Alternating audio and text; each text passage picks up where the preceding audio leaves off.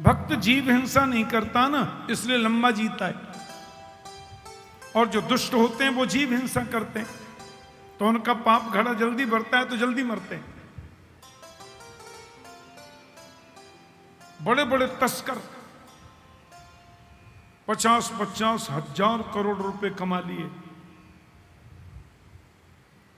लेकिन 24 घंटे टेंशन में रहते हैं, पुलिस की कौन सी गोली छाती चीर के निकल जाए मालूम नहीं। न रात को नींद आती, रात को गोली लेके सोते हैं, चैन नहीं है। एक बंबई का जो आरोपी रहा है, पता नहीं कहां कहां छुपा घूमता है, पाकिस्तान में कभी कहीं कभी कहीं कभी कहीं। अभी मैंने कोई आर्टिकल में पढ़ा था, उसको कम से कम 20 रोग हैं। सोना क्या खाएगा, चांदी क्या खाएगा, स्वास्थ्य बढ़िया नहीं है। उनकी जिंदगी लंबी नहीं होती, और भक्त की जिंदगी लंबी है। तो भगवान के इन पार्षदों ने कहा कि 7 जन्मों तक हम भक्त बनकर आपसे दूर जाएं, ये संभव नहीं है। एक तो उम्र लंबी, दूसरे 7 जन्म तक यहां से बाहर जाएं। हम तो राक्षस बन के जाना ही ठीक समझते हैं। एक तो जिंदगी छोटी, दूसरे मर जल्दी जाएंगे, तीसरे 3 जन्मों बाद आपसे मिल लेंगे। ठीक है, तो हिरण्यकश्यप हिरण्याक्ष बने, इसमें हिरण्याक्ष दुष्ट ज्यादा है। पृथ्वी समुद्र में डूब गई। ब्रह्मा जी बोले, भाई सुनो, फ्लैट बनाना है तो प्लाट चाहिए। दुनिया का संचालन करना है तो दुनिया बने कैसे, लग रहे कहां लोग, पृथ्वी तो डूब गई। देवताओं ने परमात्मा से प्रार्थना की, और उनकी प्रार्थना को सुनकर मेरे प्रभु बराह रूप लेके आए। बोलिए बाराह भगवान की।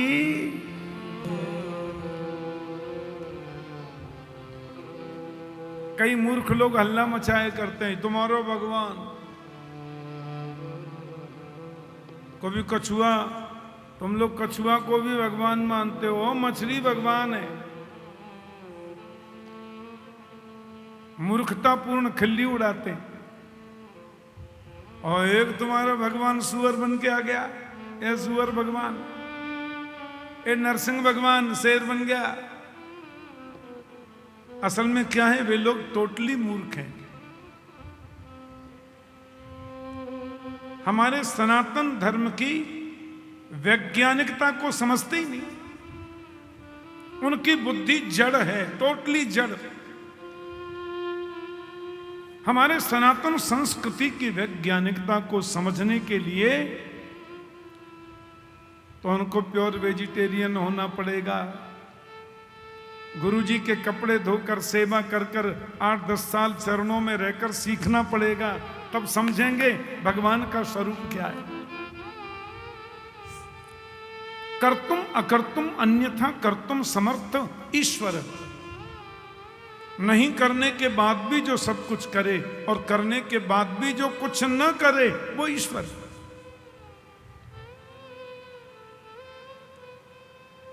ये 12 अवतार, ये नृसिंह अवतार, ये कच्छप अवतार, ये मत्स्य अवतार, ये कुछ समय के लिए प्रभु ने रखा। भगवान तो सब में है ना, परमात्मा विद्यमान सब में है।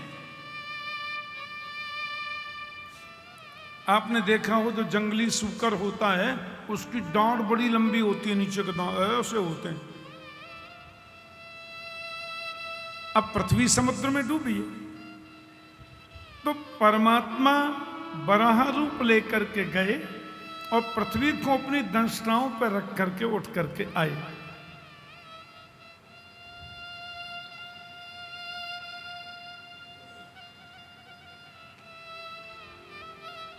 भक्त यदि कीचड़ में चला जाए तो भगवान कीचड़ में जाकर भी भक्त को उबारते हैं, उसको निकालते हैं।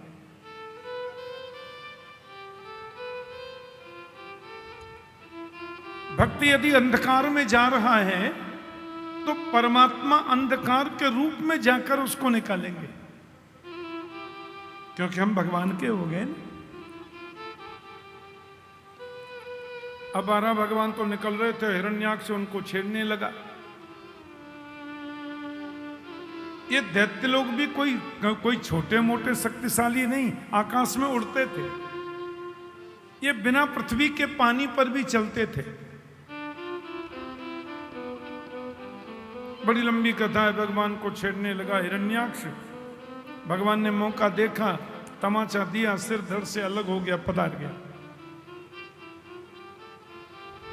अच्छा, पृथ्वी के मन में थोड़ा अभिमान हो गया, बिना मेरे भगवान का भी काम नहीं चलता, मैं थोड़ा समुद्र में क्या डूब गई, ये सूकर बन करके पधारे। भगवान ने पृथ्वी देवी को वृंदावन का दर्शन कराया। पृथ्वी डाड़ पर बैठी थी और सुनो, ये दुनिया भर के धर्म के लोग जो हल्ला मचाते हैं, वो आज तक यही कहते हैं कि पृथ्वी गोल नहीं है, चिकटी है।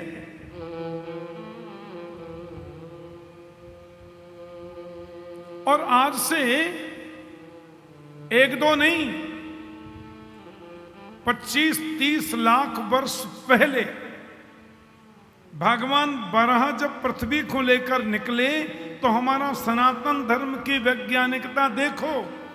25 लाख वर्ष पहले उन्होंने 12 भगवान के डाढ़ पर आपने पृथ्वी को देखा है, गोल गोल पृथ्वी दिखाई देती है।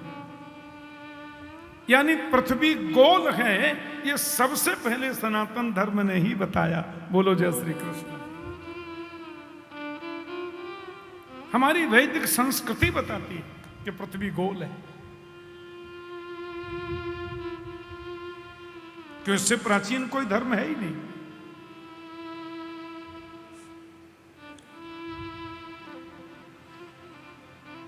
पृथ्वी ने कहीं सामने बगीचा काय का दिख रहा है, ये जामुन का पेड़, या आम का वृक्ष, या नीम, अरे अरे इतने, और इनमें तो पक्षी बैठे हैं, मोर बंदर बोल रहा है, नकटा बंदर बैठा है। भगवान से पूछा ये सामने क्या है? भगवान बोले मेरा ब्रजमंडल वृंदावन धाम है। अरे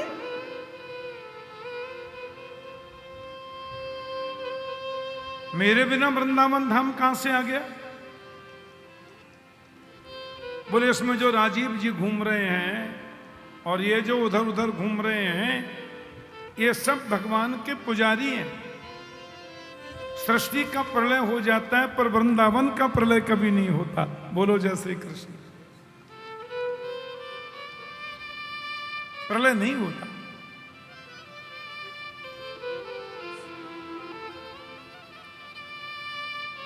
एक पंडित जी थे, मैंने उनसे कहा कि आप भागवत का पाठ करेंगे? बोले कराने को तो आप कुछ भी करा लो, पर बैठने की मत कहना। बोलो जय श्री कृष्ण। हमसे बैठा नहीं जाता। खड़े खड़े पाठ कर लेंगे, नाचते नाचते कीर्तन कर लेंगे, खड़े खड़े कथा कर लेंगे, खड़े खड़े कथा सुन लेंगे। ये बैठना हमारे पैर में चक्कर है, हम बैठ नहीं सकते। हमने कहा तो तुम कुछ नहीं कर सकते, पधारो बाहर। बोलो जय श्री कृष्ण।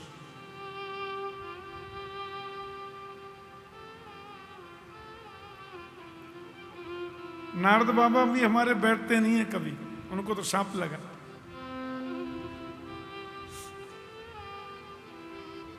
स्थापित हो गई पृथ्वी। भगवान ने कहा सारी दुनिया का प्रलय होता है, मेरे वृंदावन का प्रलय नहीं होता।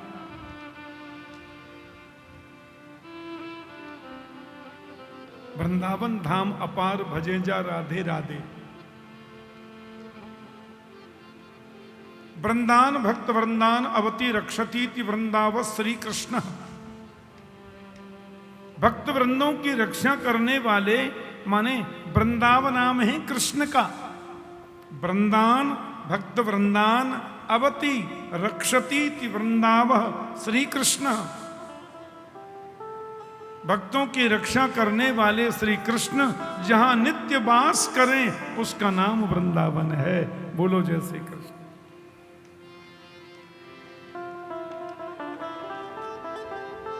ऐसा समालका में बैठे तो क्या हुआ, मन से तो वृंदावन रोज जा ही सकते हैं, रोज हर की पौड़ी जाया करो। सवेरे 4:30 बजे उठ के पलंग के पास बैठ के रोज घर की पैठी ना के आओ। इसको मानसिक स्नान कहते हैं। मानसिक स्नान, मानसिक पूजा। हर तो लगे ना फिटकरी रंग चोखो ही आवे, खर्चा कुछ होगा नहीं, वृंदावन रोज चले जाओ। अब मैं वृंदावन पहुंच गया, अरे पुलिस वालों ने गाड़ी रोक रखी है, बैरिकेडिंग कर रखी है। मैंने उनसे कहा कि नहीं भाई हमको बिहारी जी जाना है, तो जाने दिया। लो बिहारी जी में VVIP में गाड़ी खड़ी कर दी। अब बिहारी जी के मंदिर पहुंच गए, जय हो बांके बिहारी का दर्शन किया। पुजारी जी ने माला चढ़ाई, फेंक के मारी, मेरे गले में ही आके लगी सीधी। बोलो जय श्री कृष्ण। दोना में प्रसाद दिया, आकर गाड़ी में बैठे। लो जी वृंदावन आ गए, समालका में कथा हो रही है, कथा में बैठ गए। गए कहीं नहीं थे पर बिहारी जी हो आए। यदि ऐसे जाने से भी बांके बिहारी जी का दर्शन हो जाता है तो मानसिक रूप से रोज तो हम जा ही सकते हैं भाई जी।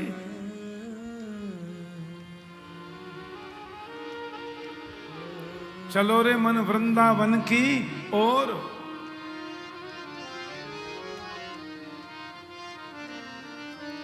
चलो मन वृंदावन की ओर, चलो मन वृंदावन की ओर, चलो मन वृंदावन की ओर, चलो मन वृंदावन की ओर, चलो मन वृंदावन की ओर, चलो मन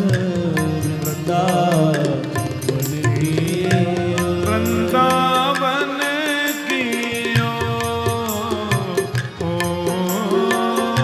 वृंदावन की ओर, वृंदावन की ओर, वृंदावन की ओर, चलो मन वृंदावन की ओर, चलो मन वृंदावन की ओर, चलो मन वृंदावन की ओर, चलो मन वृंदावन की ओर।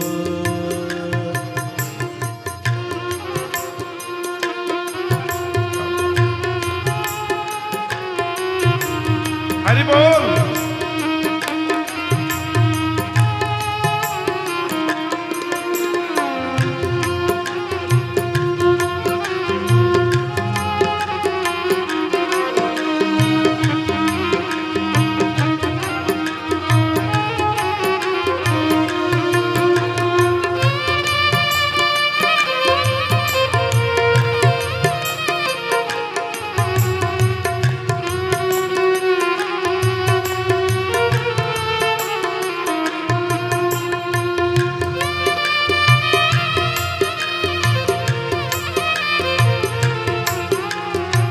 वृंदावन, अरे मन वृंदावन चलो। संत रसिक संत जहाँ पास चाहत है, रस के संते जहाँ बास चहत रसिक संत जहाँ बास चहत है। रस के संत जहाँ बास चहत है। हृदय बसत हृदय बसत चित चोर। हृदय बसत चित चोर। हृदय बसत चित चोर। हृदय बसत चित चोर। मन वृंदावन की ओर चलो वृंदावन की ओर। हरि बोल। वृंदावन दर्शन गर्ग संहिता में वर्णन आता है।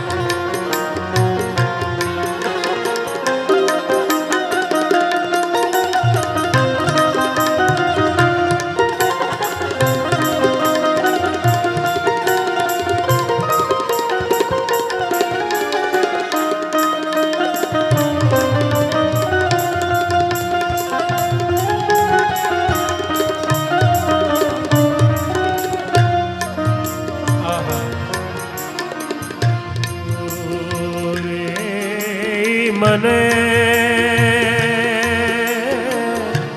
वृंदा विपिन निहार। विपिन राज सीमा के बाहर।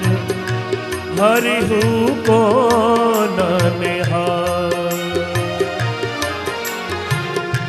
यद्यपि मिले कोटि चिंतामणि। हो तदपि न हाथ पसार। जय श्री भट्ट धूरि धूसन तने। यह आशा जिए धार। रे मन वृंदा विपिन निहार। रे मन वृंदा विपिन निहार। निर्मल नीर बहत यमुना को। निर्मल नीर बहता है यमुना जी का। यमुना को। निर्मल नीर बहत यमुना को। निर्मल नीर बहत यमुना को। जहाँ ठाड़े नंद किशोर। यहाँ ठाड़े नंद किशोर। जहाँ ठाड़े नंद किशोर। यहाँ ठाड़े नंद किशोर।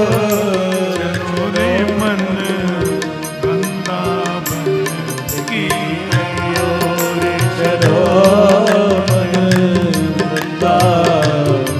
वृंदावन की ओर। वृंदावन की ओर।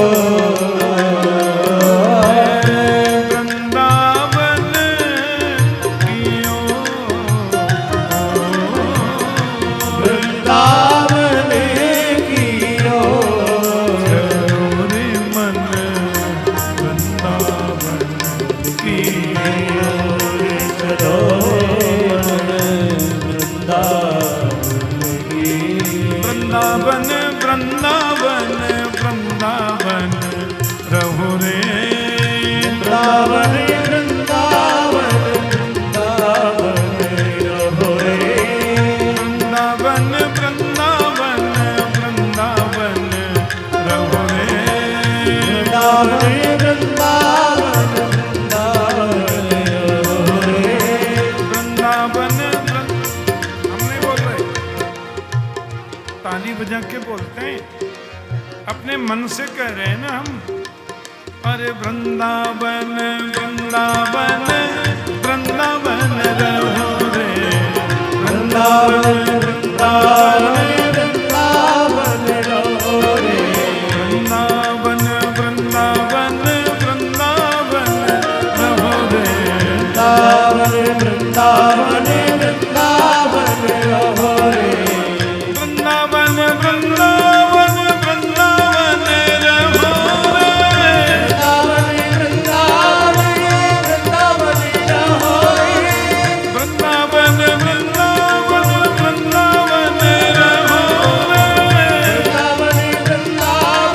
वृंदावन रहो रे, वृंदावन की गलियों में राधा राधा कहो रे, वृंदावन की गलियों में राधा राधा कहो रे, वृंदावन की गलियों में राधा राधा कहो रे, वृंदावन की गलियों में राधे राधे कहो रे, वृंदावन वृंदावन वृंदावन रहो रे, वृंदावन वृंदावन वृंदावन रहो रे, वृंदावन वृंदावन वृंदावन रहो रे, वृंदावन वृंदावन वृंदावन रहो रे, वृंदावन वृंदावन वृंदावन रहो रे, वृंदावन वृंदावन वृंदावन रहो रे, वृंदावन रहो रे, वृंदावन रहो रे, वृंदावन रहो रे, वृंदावन रहो रे, वृंदावन की गलियों में राधा राधा कहो रे, वृंदावन की गलियों में राधे राधे कहो रे, वृंदावन की गलियों में राधा राधा कहो रे, वृंदावन की गलियों में राधे राधे कहो रे, वृंदावन की गलियों में राधा राधा कहो रे, वृंदावन की गलियों में राधे राधे कहो रे, वृंदावन की गलियों में राधा वृंदावन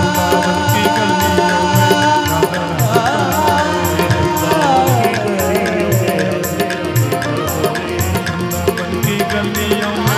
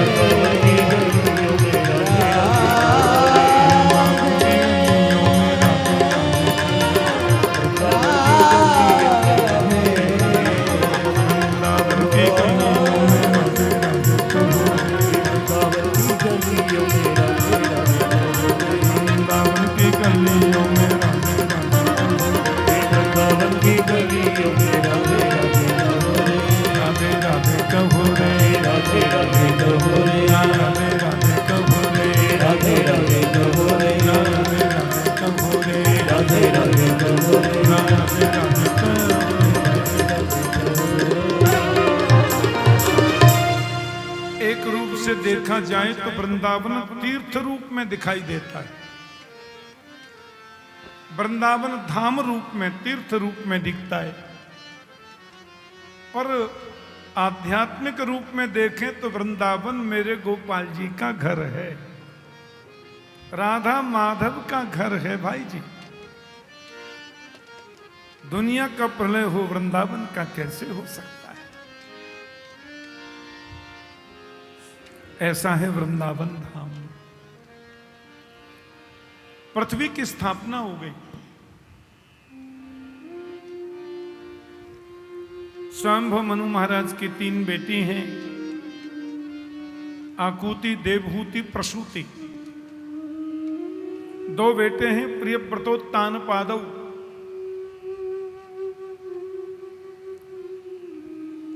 भगवान ने कहा था कर्दम ऋषि से, मैं चाहता हूं आप विवाह करें और मैं आपके घर पुत्र बनकर के आऊं।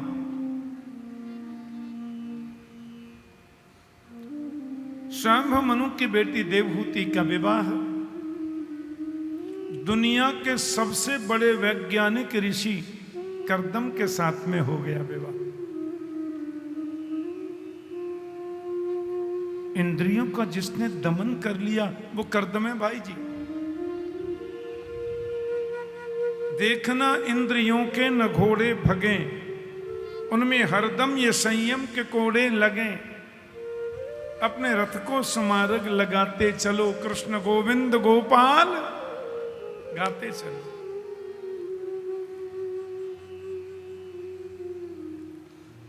कर्दम ने भी कहा आपकी बेटी हमको पत्नी के रूप में स्वीकार्य है तो सही, पर एक शर्त ऐसा हमारी, एक बेटा होते ही हम गृहस्थ आश्रम छोड़ देंगे, मंजूर है तो शादी करो, नहीं रहने दो।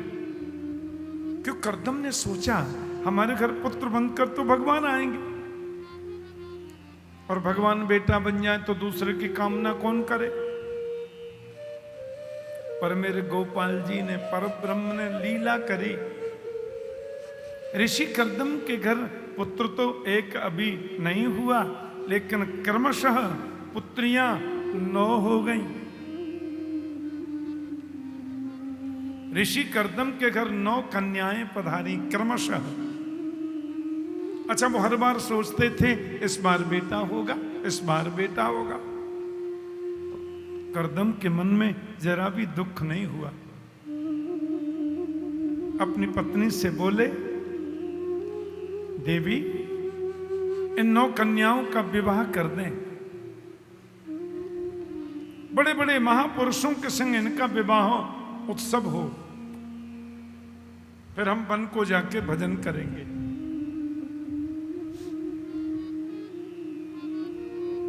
बड़ी बेटी का नाम कला है, ये मरीचि ऋषि की पत्नी बनी। ये मरीचि ऋषि भी वैज्ञानिक ऋषि हैं। ऋषि का तो मतलब ही होता है जो नई नई रिसर्च करे वो ऋषि, जो नई नई खोज करे वो ऋषि।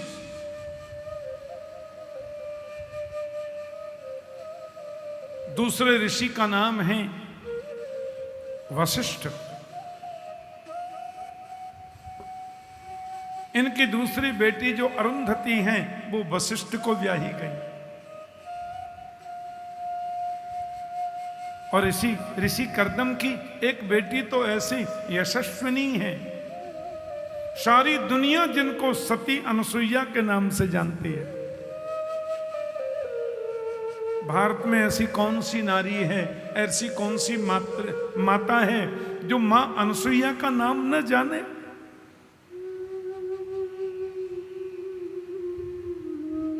अत्रि मुनि की पत्नी बनी। देखो, अनसुईया का मतलब होता है जिसका किसी के प्रति असूया भाव नहीं है, जिसका किसी के प्रति दोष दृष्टि का भाव नहीं है, उसको अनसुईया बोलते हैं।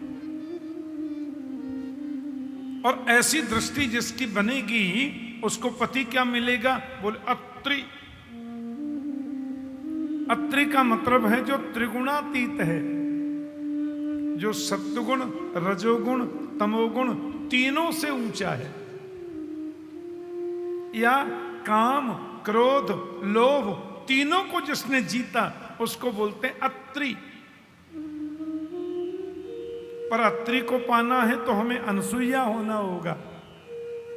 हमारी बुद्धि में असूया भाव नहीं होना चाहिए।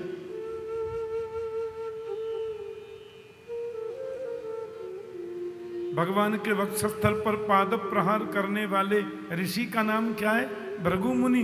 उनकी पत्नी भी कर्दम की बेटी है। ओहो, ऐसी बेटी तो भगवान सबको दे।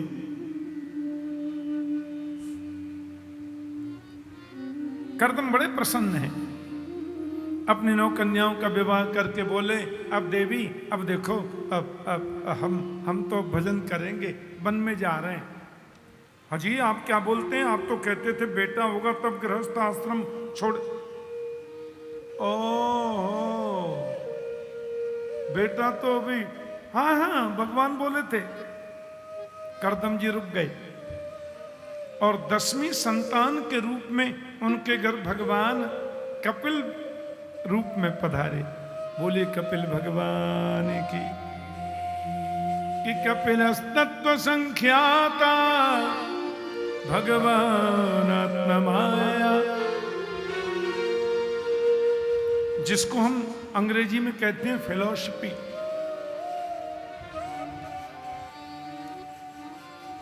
हिंदी संस्कृत में कहते हैं दर्शन शास्त्र,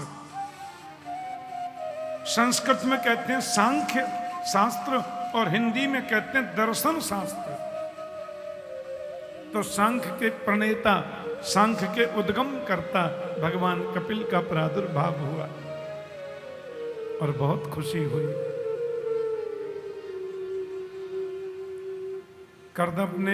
करदम चले गए वन को पधारे। माता देवहूति ने मौका देखा, भगवान कपिल की कुटिया पर आई।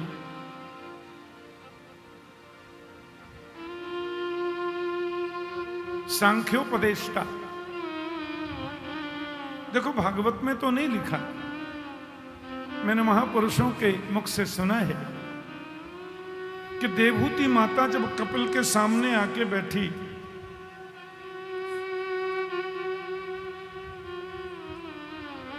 आहा, भगवान कपिल से अनंत प्रश्न किए।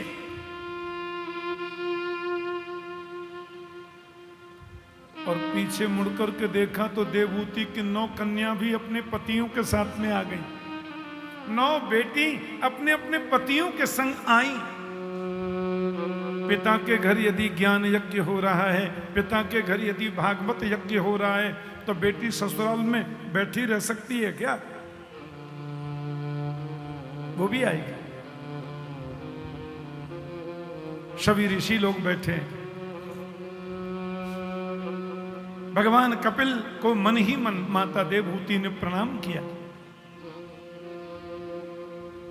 और ऊपर से आशीर्वाद दिया। मां है भाई, मां बनी है तो आशीर्वाद तो देना पड़ेगा।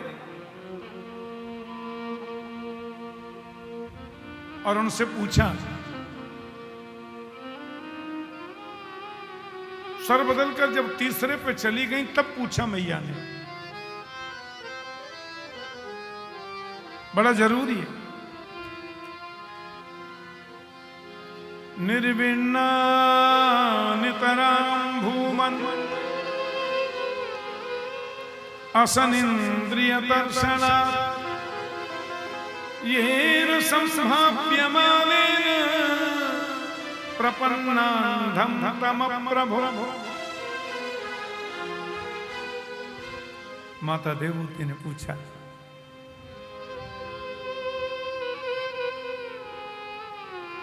बेटा, हे प्रभु, हमारी 5 ज्ञानेंद्रियां, 5 कर्मेंद्रियां, ये सारी इंद्रियां अपनी अपनी ओर खींचती हैं। आंखें कहती हैं सुंदर रूप देखो, कान कहते हैं बढ़िया वायलिन सुनो, कान कहते हैं बढ़िया बेंजो एकदम स्वर में बजना चाहिए। फिर कानों को आंखें कहती हैं कि अजीत हमको दिख नहीं रहे तो बताएं क्या? नहीं, कल से सामने बिठाओ, बोलो जय श्री कृष्ण। क्योंकि कानों की आदत है उनको मधुर सुनना। आप हमारे संत वाणी चैनल को सब्सक्राइब करें, वीडियो को लाइक करें, शेयर करें और हाँ, बेल आइकन पर क्लिक करना बिल्कुल ना भूलें ताकि हमारी किसी भी वीडियो की सूचना सबसे पहले आपको मिले।